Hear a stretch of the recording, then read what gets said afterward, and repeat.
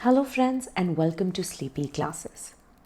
Now recent times में बहुत सारी ऐसी चर्चाएं हुए हैं with respect to Indian media and इनकी फ्रीडम को लेके, जिसके कारण डेमोक्रेसी एंड वेदर हमारी media as the fourth pillar of democracy अपना काम एंड रिस्पॉन्सिबिलिटी अच्छे तरीके से निभा पा रही है या नहीं, उसके रिगार्डिंग इम्पॉर्टेंट क्वेश्चंस खड़े हो गए हैं। और आज की इस वीडियो में इसी इशू के ऊपर हम चर्चा करेंगे। साथ ही साथ में यूपीएससी को लेके, पर्टिकुलरली पॉलिटिकल साइंस को लेके कुछ चीज़ें जो कि सामने आ सकती हैं उनको भी हाईलाइट करेंगे। ये वीडियो आई वुड सजेस्ट आपके GS2 के लिए, एसए के लिए, एथिक्स के लिए एज वेल एज PSIR के लिए इम्पॉर्टेंट है। ठीक है, तो ना ही सिर्फ political science and international relations optional, पर GS2 में भी, एथिक्स के अंदर भी एंड एसए में भी ऐसे इश्यूज के ऊपर हम कंटिन्यूसली सवाल देख रहे हैं।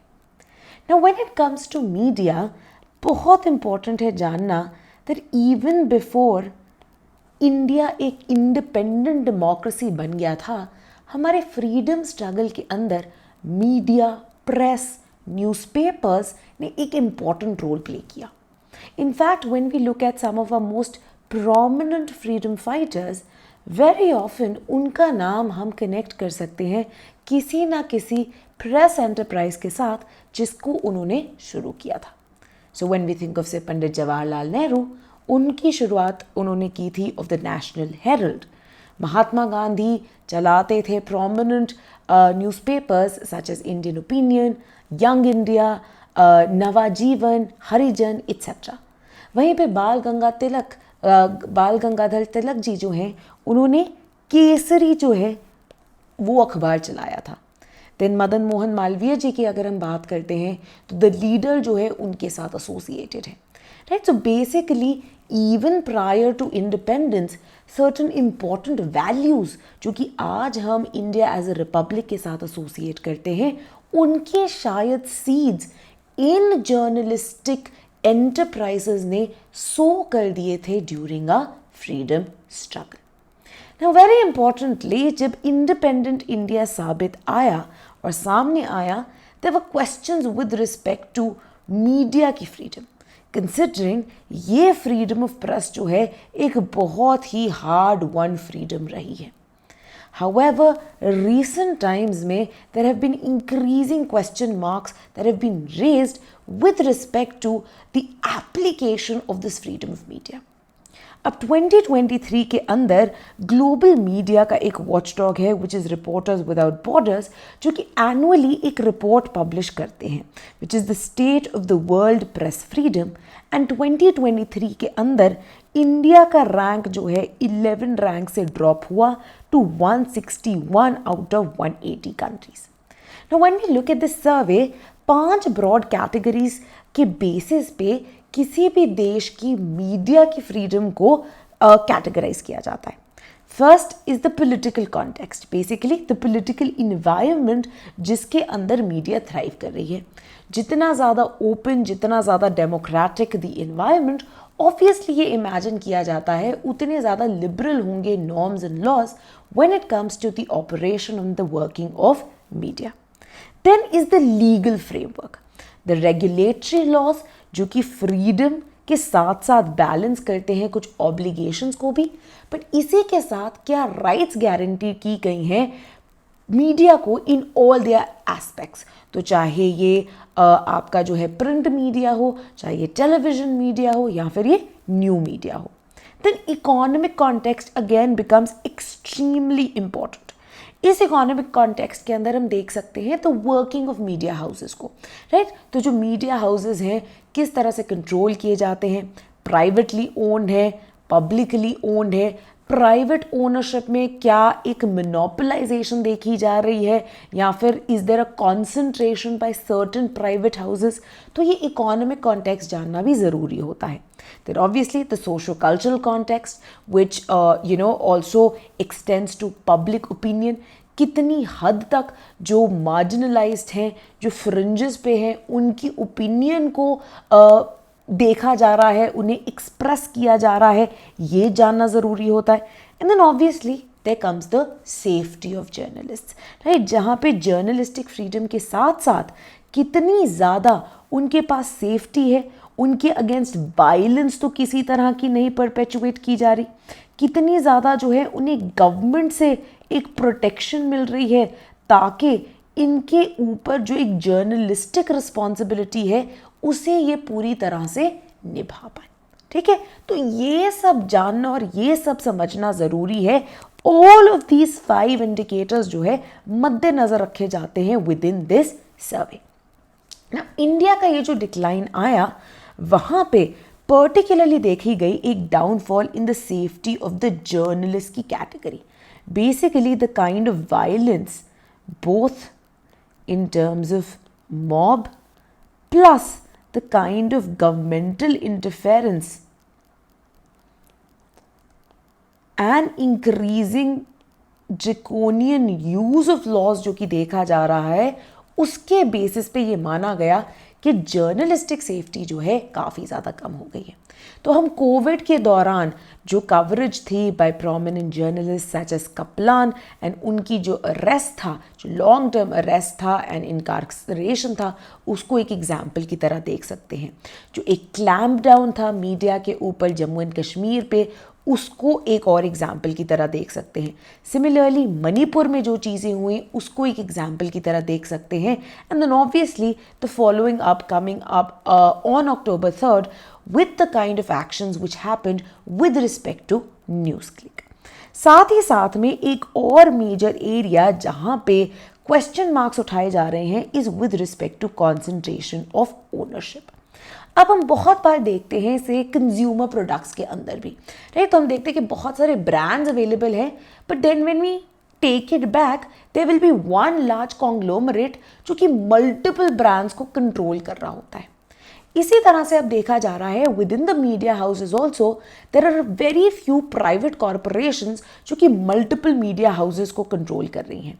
रिलायंस को देखा जाता है इन दिस रिगार्ड, जहाँ पे आर्ग्यूमेंट है दैट अराउंड 80 मीडिया जो कंपनीज हैं, एंटरप्राइजेज है, वो इनके द्वारा कंट्रोल है। Particularly, question marks were controlled when NDTV came to be controlled by the major corporate leader Gautam Adani। ठीक है, तो इसी के साथ साथ जो है with increased concentration of ownership ये भी देखा जा रहा है that those who are may be hands in glove with the government controlling media houses can increase questions with respect to journalistic and media freedom as well as responsibility to protect the democratic values in the country। इसी के साथ साथ this has led to the increasing questioning of politically partisan media, right? तो especially mainstream media को लेके both within and outside the country ये question marks जो हैं ये उठाए जा रहे हैं विद रिस्पेक्ट टू कि कितनी ज़्यादा बढ़िया तरीके से इनका जो काम है, इनकी जो एक इनसे एक्सपेक्ट किया जाता है the performance of their media duty, ये परफॉर्म कर पा रहे हैं या नहीं, या फिर ये एक तरह से एक प्रोपेगेंडिस्ट की तरह निकल के आ गए हैं। तो ये एक डिबेट है जो कि एक ऑन गोइंग डिबेट है। There are obviously arguments on both sides. Now very importantly एक चीज़ जो कि जाननी ज़रूरी है was what happened in October 2023, right, जब पुलिस ने जो है रेड किया the offices and homes of journalist जो कि वर्क कर रहे हैं for a prominent new media organisation NewsClick, जहाँ पे वेरी इंपॉर्टेंटली क्वेश्चन मार्क उठाया गया कि एक काफ़ी ज़्यादा जो कि स्ट्रिक्ट लॉ है, एक ड्रैकोनियन लॉ जो कि माना जाता है which is the Unlawful Activities Prevention Act, उसको यूज़ करते हुए सीज कर ली गई जितनी भी इलेक्ट्रॉनिक डिवाइसेस थी of these number of prominent journalists including people like Sohail Hashmi, right, इन सबको जो है इनके ऊपर जो है ये क्वेश्चन मार्क उठाया गया ना। इसके लेके ऑब्वियसली बहुत सारी जो है यहाँ पे इश्यूज भी निकल के आ गए कि क्या ये एक और एग्जाम्पल की तरह निकल के आ रहा है of the reduce space for journalistic freedom in India. ठीक है ना, apart from all these raids जो कि कंडक्ट की गई, इसी के साथ साथ they also follow the arrest of the Indian journalist जिन्होंने लॉन्च किया था, and again he is considered as one of the most prominent and veteran journalist of India, that is Prabir Purkayastha. And साथ ही साथ में न्यूज़ क्लिक के अंदर जो उनके HR के लीड हैं उन्हें भी जो है अरेस्ट कर लिया गया, दैट इज अमित चक्रवर्ती। इसी के साथ साथ 16 और जर्नलिस्ट एंड जो ऑर्गेनाइजेशंस थी बहुत सारे और लोग जो थे उनके भी जो है उनके घरों में भी जो है रेड की गई। Because of all of this, what happened, a number of prominent journalists and news organizations came down on streets to protest against this form of action taken by the government, and साथ ही साथ में इन्होंने एक joint letter भी लिखी to the Indian Chief Justice of the Supreme Court to actually ask the judiciary to intervene in what was being considered as a violation of press and media freedom in the country. अब main question यहाँ पे right again एक चीज़ जाननी बहुत ज़्यादा ज़रूरी होती है, no matter what your personal views may be, and again this is something which I time and again इसको मैं आगे रखती हूँ, हमेशा किसी भी चीज़ को हर एंगल से देखना एंड पर्टिकुलरली एक एकेडमिक लेंस से देखना, एक लीगल लेंस से देखना बहुत ज़्यादा ज़रूरी है। तो यहाँ पे ये जानना ज़रूरी हो जाता है कि ठीक है, अगर हम मीडिया की फ्रीडम की बात कर रहे हैं, जर्नलिस्टिक फ्रीडम की बात कर रहे हैं, तो क्या हमारे पास कुछ ऐसे लॉज हैं जो कि इनको बैक करते हों। नाउ वेरी इंपॉर्टेंटली अगर हम कॉन्स्टिट्यूशन के नॉर्म्स देखें, जब इंडिपेंडेंट इंडिया की कॉन्स्टिट्यूशन निकल के आई थी, at least explicitly freedom of press को गारंटी करते हुए कोई एक पर्टिकुलर लीगल सेफगार्ड जो है इंश्राइन नहीं किया गया था, बट इसको रीड इन कर दिया गया, especially with the broadening of these fundamental rights due to an activist judiciary and an extremely expansive, एक बहुत ही expansive reading of fundamental rights, and इसी के साथ साथ the inculcation of due process। इसके कारण मीडिया फ्रीडम को काफ़ी ज़्यादा एक बोल्स्टरिंग मिली है।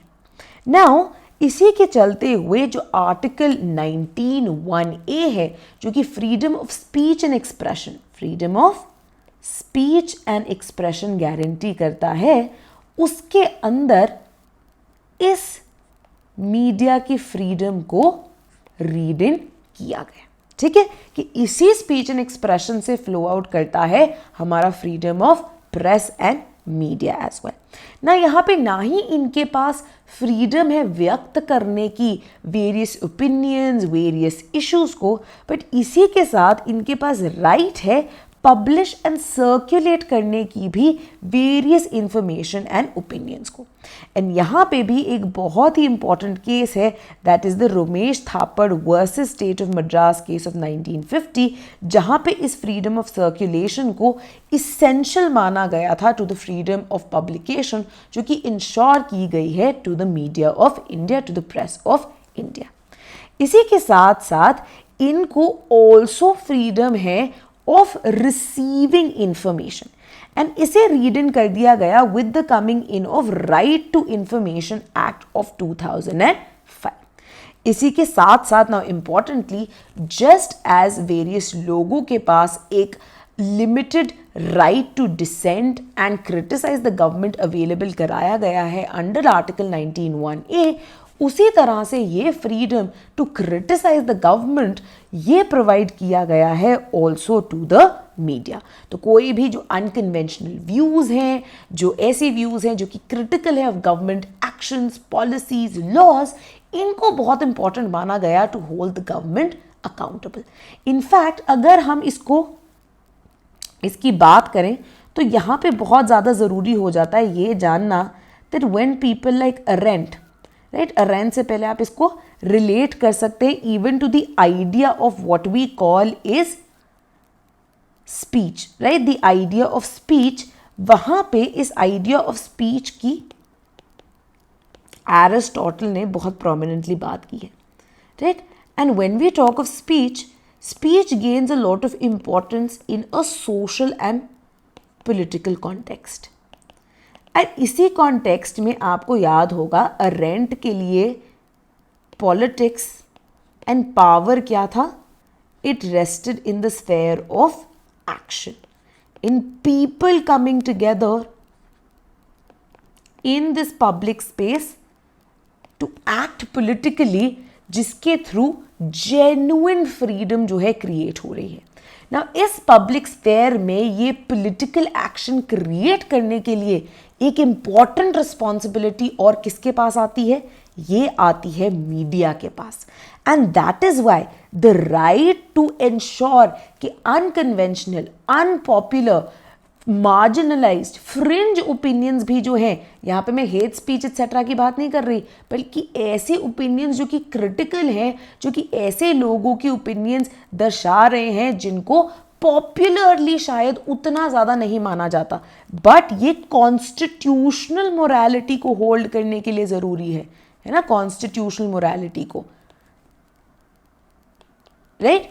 ऐसे व्यूज़ को एयर आउट करना, ऐसे व्यूज को एक स्पेस देना मीडिया की रिस्पॉन्सिबिलिटी है, ठीक है? ये चीज जो है जेन्युइन मीडिया फ्रीडम को अंडरलाइन करती है ना। Apart from having certain rights available, obviously there is also need for certain responsibilities, certain obligation, जो कि मीडिया को अपने एक्शंस के लिए रिस्पॉन्सिबल बनाने की भी कोशिश करते हैं।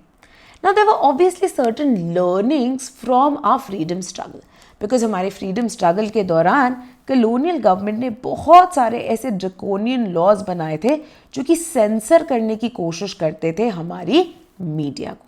Now rather than censoring the media, what the Indian government tried to come up with is a regulation का mechanism, रेगुलेटरी लॉज जो कि एक तरह से एक चेक एंड बैलेंस रख सके इंडियन मीडिया पे ना। ओवर टाइम जैसे जैसे मीडिया इवॉल्व हुई है, वैसे वैसे इन रेगुलेटरी लॉज के अंदर भी हमने चेंजेस देखे हैं ना। Obviously at the very outset जो एक सबसे प्रोमिनेंट स्पेस ऑक्यूपाई करते थे वो कौन थे? Print media, right? और इसी प्रिंट मीडिया को रेगुलेट करने के लिए we have the press council act of 1978, जिसका काम क्या था? प्रिजर्व करना freedom of press and maintain and improve करना standards of newspapers as well as news agencies in India. और इसी के चलते हुए जो पीसीआई है, उन्होंने क्या किया? उन्होंने अपने तहत इंश्योर किया the laying down of some sort of code of conduct जिसको इस प्रिंट मीडिया को फॉलो करना पड़े। However, what has happened is over time ये रिगार्ड किया गया है कि ये press council of India has been reduced to a toothless tiger।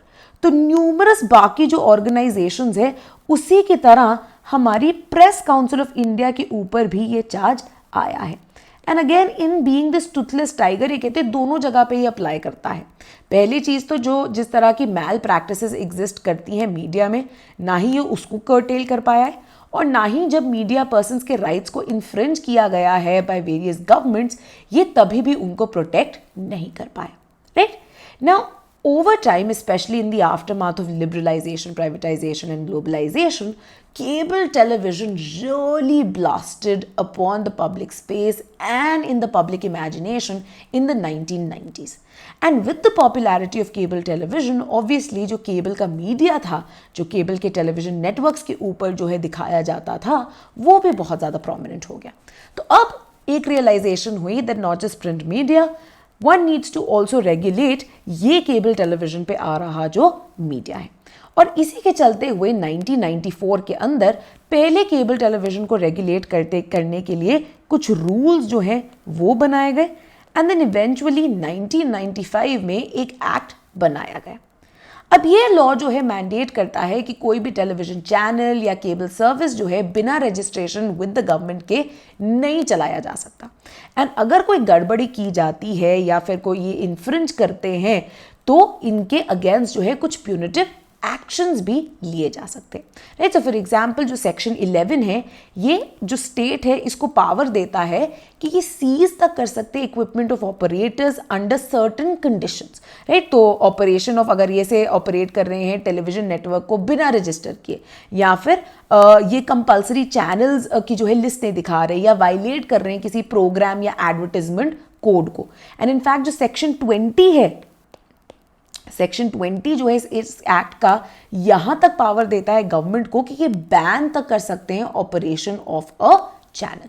तो जब भी सेंट्रल गवर्नमेंट को ऐसा लगता है कि देखिए जरूरी हो गया है इन पब्लिक इंटरेस्ट कि ये प्रोहिबिट कर दे दी operation of certain cable network channel को इन सर्टेन एरियाज, राइट, ये नोटिफाई कर सकते हैं इसको ऑफिशियल गजेट में ये प्रोवाइड करते हुए। हाउएवर किन चीज़ों के अंदर, अगेन ये लिमिटेशंस क्या हैं जिनके तहत ये बैन कर सकते हैं या फिर ऐसे प्यूनिटिव एक्शन ले सकते हैं। अगेन द सेम लिमिटेशंस जो कि 19(1)(a) पे भी अप्लाई करती हैं, जो कि 19 क्लॉज 2 के अंदर प्रोवाइड की गई है। कौन कौन सी है ये? सॉवरेनिटी और इंटेग्रिटी ऑफ इंडिया के लिए, सिक्योरिटी ऑफ इंडिया के लिए, या फिर अगर ये हार्म करती है friendly relations of India with any foreign state, या फिर किसी तरह से मलाइन करने की कोशिश करती हैं पब्लिक ऑर्डर को, डिसेंसी को या मोरालिटी को। Now, over time, with the expansion of internet, new media and digital media have also become extremely prominent. Now, for the longest time, digital media जो है काफ़ी unregulated, काफ़ी free जो है काम कर रहा था. However, 2021 के अंदर all of this changed. जब जो यूनियन गवर्नमेंट है, this brought into place the Information Technology Intermediary Guidelines and Digital Media Ethics Code Rules of 2021. ना वेरी इंपॉर्टेंटली एक बहुत ही एक्सपेंसिव कोड है, बहुत सारी चीज़ों को ये रेगुलेट करता है, राइट। सो फॉर एग्जांपल आपकी जो मैसेजिंग एप्स है, व्हाट्सएप एक्सेट्रा, इनको भी ये रेगुलेट करता है। देन आपके जो सोशल मीडिया प्लेटफॉर्म्स हैं, राइट, सोशल मीडिया प्लेटफॉर्म्स हो गए फेसबुक, ट्विटर जिसको हम एक्स बुलाते हैं, ठीक है, इन सब को ये रेगुलेट करता है। साथ ही साथ में जो नया न्यूज़ डिजिटल मीडिया है, राइट, बहुत सारे डिजिटल मीडिया जो है निकल के आ गए हैं, वायर जैसी ऑर्गेनाइजेशंस एक्सेट्रा, इन सबको भी ये लिंक करता है। अब वेरी इंपॉर्टेंटली इन्होंने क्या बोला कि इनके रेगुलेशन के लिए हम एक 3-tiered पिरामिडिकल स्ट्रक्चर जो है क्रिएट कर देंगे। पहली चीज़ तो एक इन्होंने कहा कि देखिए सेल्फ रेगुलेशन है एसोसिएशंस ऑफ पब्लिशर्स के पास ही, जो आपकी जो पब्लिशर है उनके पास ही। तो आपने एज फार एज पॉसिबल अपने आप को सेल्फ रेगुलेट करना है कि कुछ जो लिमिटेशंस आगे रखी गई हैं आप उनको वायलेट नहीं करते।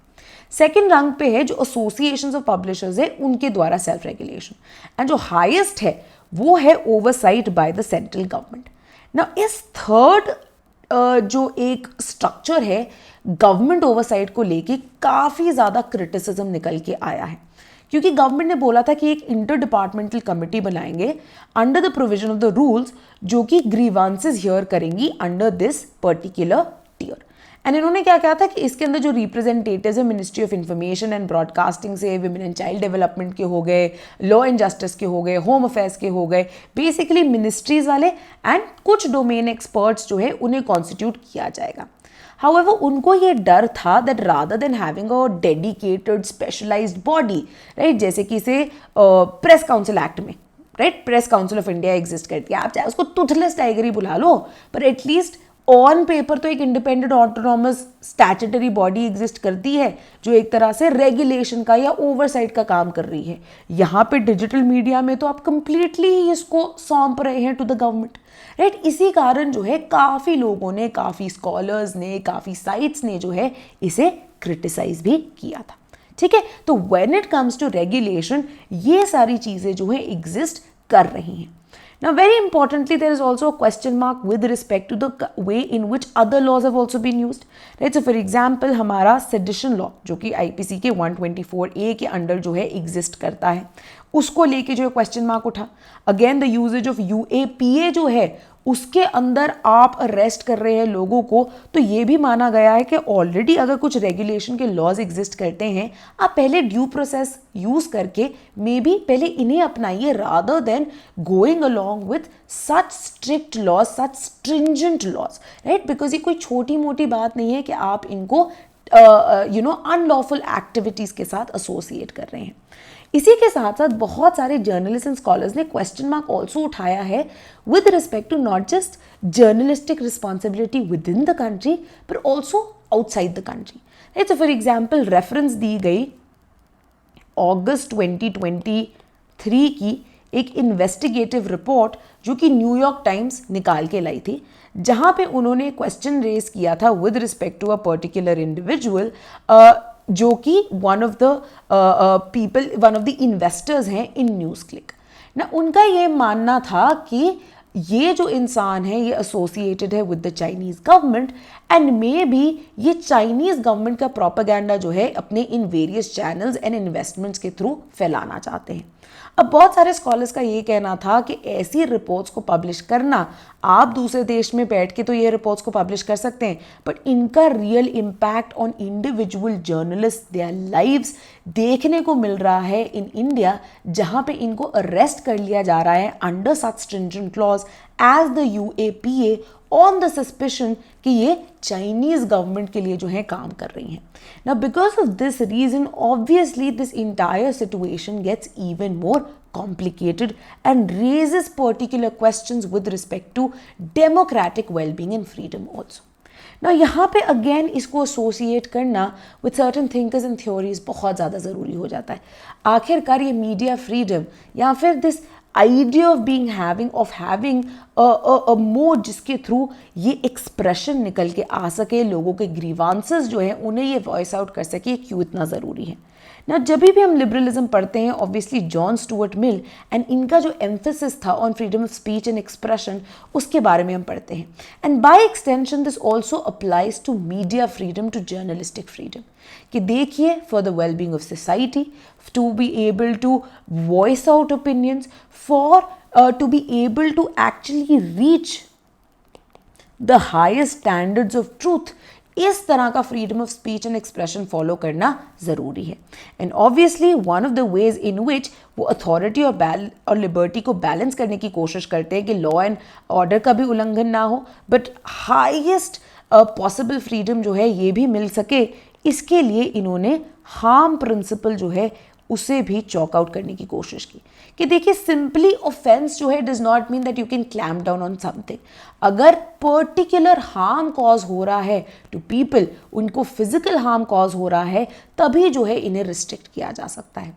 मोर इम्पॉर्टेंटली अमर्त्य सेन ने बहुत ही क्रिटिकल काम किया जहाँ पे उन्होंने बोला not just for the wellbeing of democracy as such but जब हम डेवलपमेंट की बात करते हैं एंड डेवलपमेंट यहाँ पे हम बोल रहे हैं सोशल एंड इकोनॉमिक डेवलपमेंट, जब हम सोशल एंड इकोनॉमिक डेवलपमेंट की भी बात करते हैं इन अ डेमोक्रेसी, उसके लिए भी मीडिया के पास हाईएस्ट लेवल्स ऑफ फ्रीडम होना बहुत ज़्यादा ज़रूरी है। एंड यहाँ पे 4 रीज़न जो है सामने रखे जाते हैं। क्या है ये रीज़न? सबसे पहले तो ये कहते हैं कि देखिए पहले तो इंट्रिंसिक वैल्यू है of the freedom of speech and expression, right. Again इसको हम रिलेट कर सकते हैं टू द आइडियाज़ जो कि आगे रखे गए थे बाय वेरियस स्कॉलर्स, चाहे एरिस्टोटल हो जिन्होंने बोला कि देखिए speech one of the basic elements है जो कि ह्यूमंस को ह्यूमंस बनाता है। अपनी क्रिएटिविटी, अपने आइडियाज़, इनको हम दूसरों के थ्रू कैसे शेयर कर पाते हैं, एक कम्युनिटी कैसे बना पाते हैं, एक सोशल पॉलिटिकल एनिमल कैसे बन पाते हैं वाया द स्पीच, जिसके अंदर मीडिया के एक इंपॉर्टेंट रोल है। सिमिलरली इसी स्पीच कम्युनिकेशन को डिसेमिनेट करने के लिए आप जॉन स्टुअर्ट मिल की भी importance of freedom of speech जो है इसको यूज़ कर सकते हैं। हैना अरेंट का जो आइडिया पॉलिटिकल एक्शन है उसके लिए ये फ्रीडम ऑफ मीडिया कितनी ज़रूरी है उसको भी यहाँ पे इनकलकेट कर सकते हैं, right. So this freedom of human beings, अगर ह्यूमन बींग्स की हम वेल बींग चाहते हैं तो as humans to be able to freely express our views बहुत ज़्यादा ज़रूरी है। One of the main conduits जिनके थ्रू हम ये कर पाते हैं is via press and media की फ्रीडम। देन वेरी इंपॉर्टेंटली इन्होंने क्या बोला कि देखिए इंडिया का हम एग्जाम्पल ले लेते हैं, ठीक है। तो इंडिया में स्पेशली जब हमारा प्लानिंग का पूरा मोड चल रहा होता था तब हमारी बिलीफ क्या थी कि देखिए जो टेक्नोक्रेटिक एक्सपर्ट्स हैं या those who know, right, there are certain people that we appointed और इनको सब पता है और ये पॉलिसी बनाएंगे एक टॉप डाउन मैनर में। ये कहते हैं बहुत ही रिस्ट्रिक्टिव होती है, ना यहाँ पे इंफॉर्मेशन शेयरिंग हो रही होती है, बहुत ही इंफॉर्मेशनल एसिमेट्री होती है। And we know information is power, knowledge is power, Foucault जैसे लोगों ने बोला है ना। तो अब ये क्या कहते हैं, यहाँ पे जो रोल ऑफ फ्रीडम, जो फ्रीडम ऑफ प्रेस है, it is very important to disseminate knowledge, right. जहाँ पे अगर लोगों को पता ही नहीं होगा कि किस बेसिस पे पॉलिसीज, नॉर्म्स, लॉज बनाए जा रहे हैं, तो वो कैसे जज कर सकते हैं कि क्या कोई पॉलिसी या लॉ अच्छा है या बुरा है। देन वेरी इंपॉर्टेंटली ये फॉर्मुलेशन कैसी हुई, किसके द्वारा हुई, क्या आपने हमारे व्यूज इनटू परव्यू लिए या नहीं लिए, एंड साथ ही में क्या ये पॉलिसी और लॉ काम कर रही है या नहीं, राइट। तो उसका क्रिटिकल असेसमेंट करना भी किसी भी डेवलपमेंट या सोशल पॉलिसी का, उसके लिए भी फ्रीडम ऑफ मीडिया बहुत ज़्यादा ज़रूरी है।